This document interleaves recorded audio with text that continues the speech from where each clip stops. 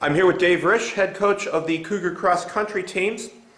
And today we are looking back at this past Saturday's Concordia Wisconsin Invitational, one of the mainstays on the Cougars schedule for the last several years. Dave, this was the third meet of the season for the Cougars, and I think fair to say probably the best of the three for your team so far. Without a doubt. This was our best meet. Hopefully we'll have many more like it. We want to continue to improve, but this was a really good step forward. Most of the team had PRs or had season bests, and it wasn't even just that they had season bests. They had season bests by a significant amount of time. A lot of people had times that were better from the week before by anywhere from 45 seconds up to 2 minutes, 2 minutes and 20 seconds. So the improvements were drastic and were dramatic, and we were really happy as a team with those results. All right, let's start with the Cougar women.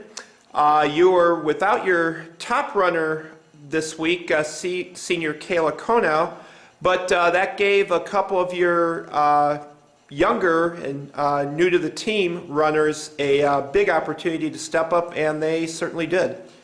Yeah, that was part of our pre-meet discussion, was that, you know, missing a top runner is always a challenge, but at the same time it's an opportunity for other runners to step up and have a good race, and maybe a runner who's not in our top 5 now has an opportunity to be in our top 5 or our top 7. And so our runners did that. I think we had eight women competing, and 7 of the 8 had season best times and PRs. So that was a significant number of people. And you know, the top drops, the people who dropped the top amount of time, Mari McDonald dropped 2 minutes and 27 seconds, which, you know, 2.5 minutes is just a huge amount of time. Rebecca Hannigan also had a great meet and dropped 2 minutes and 16 seconds. And Miriama Casil dropped 2 minutes and 4 seconds. And Liz Dornbush dropped 1 minute and 38 seconds. And Danielle McCormick, who's been running really well for us in our first 3 meets, she was able to drop 48 seconds off of what was already some really good times. So up and down the lineup, everybody ran well. All right, and then over to the men's side, led by Josh Warren, who also, I believe, had his best time of the season. I believe you told me earlier he dropped 48 seconds from last week's meet.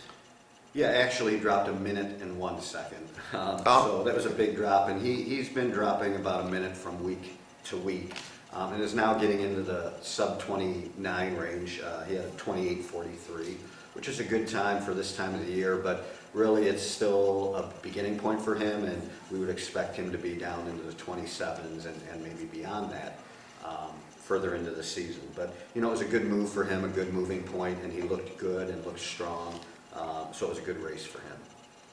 But we had really almost every male athlete ran a season best time, and again dropped not just 2, 3, 4, 5 seconds.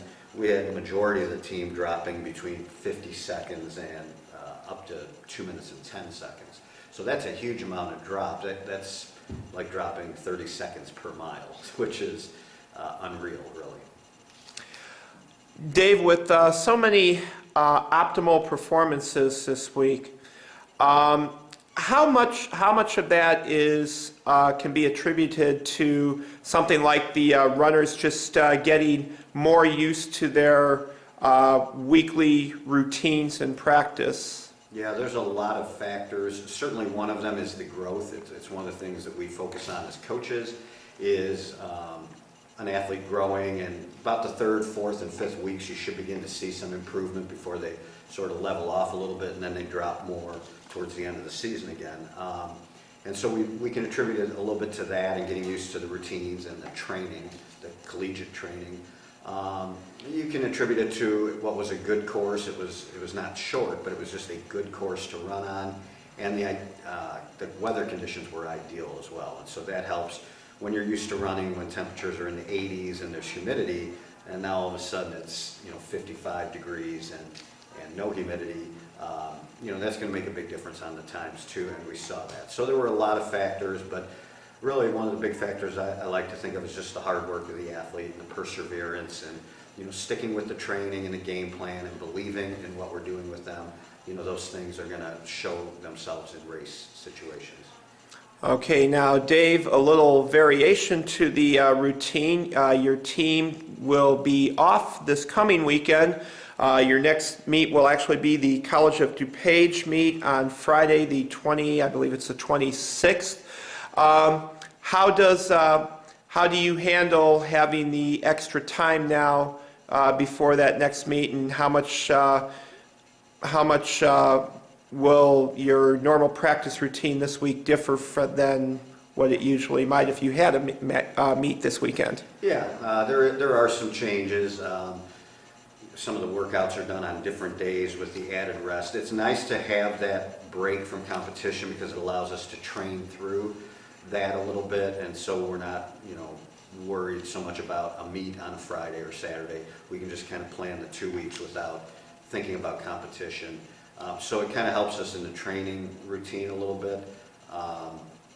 In addition, it's just a nice period to also let some of the aches and pains and soreness heal up a little bit. We don't really do a full recovery week in that period, but at the same time, athletes who have been hurting and do need sort of the extra rest or need to cross-train, it's a pretty good opportunity to get them rested up and healed up and ready to compete again.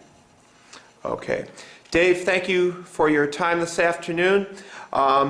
Enjoy this week off, and good luck to the team in getting ready for the College of DuPage meet. Thank you very much, Jim, and go Cougars.